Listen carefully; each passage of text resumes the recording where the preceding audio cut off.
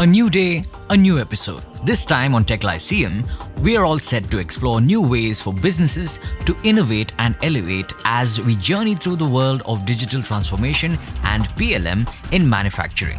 Bringing their industry expertise to the conversation are Jerome Lobo, AVP Digital PLM ALM Practice, and Rajiv Sharma, Senior Client Partner Manufacturing.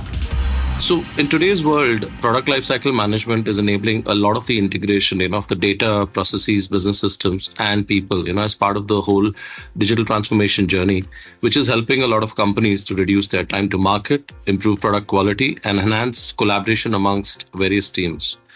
Automakers around the world are transforming the process of designing and developing new vehicle components with predictive analytics and machine learning.